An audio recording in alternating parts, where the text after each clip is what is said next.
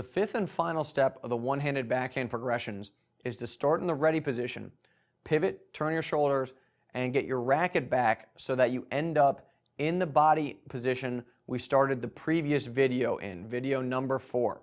And that's going to add the loop to your one-handed backhand. So here I am in the ready position, pivot with the outside foot, turn my shoulders, and I get my racket back, and my racket is angled up like it was in the previous video. And if we watch me shadow the motion, starting in the ready position, you'll see that by doing this, I've now added a loop to the motion. It's very simple, but I've definitely got a loop in there. And the other mechanics haven't changed, same from the previous videos. But again, starting in the ready position, if I do that, now I've got a loop in my one-handed backhand motion.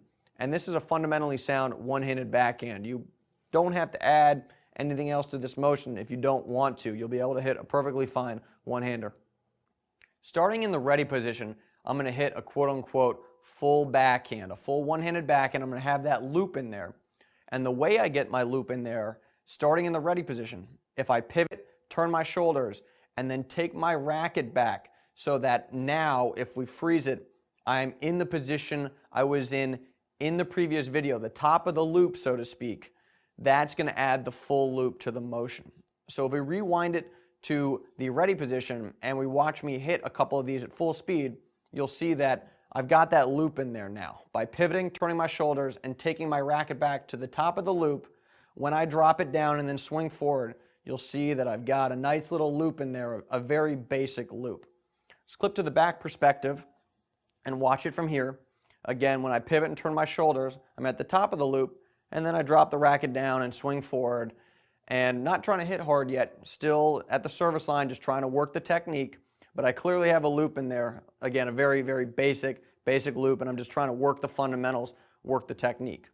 Now, once this motion is automatic from the pivot and the shoulder turn, once you can hit an entire one-handed backhand from the service line, then you can move back to the baseline and try and hit a little bit harder. And that's what this looks like. All my mechanics are the same. I'm just putting a little bit more juice on the tennis ball. Obviously, I have to hit harder to get it over the net, but I want to make sure that nothing else is different. The technique needs to be exactly the same when you're at the service line and when you're at the baseline. You're just doing things a little bit faster, hitting a little bit harder to make sure you get the ball over the net and get it deep enough. From the back perspective, you will be able to watch where I hit some of these tennis balls. Now I'm going cross court, and I've got that loop in there. All my mechanics are the same. It's just very, very basic. I'm not doing anything special. I'm just making sure that my technique is correct. And if you're able to do this, if you're able to hit the ball like I'm doing here, very basic fundamentals, basic technique, well, this is a technically sound one-handed backhand. And now you've got that platform, you've got that foundation where you can start building the shot up and turning it into a big-time weapon.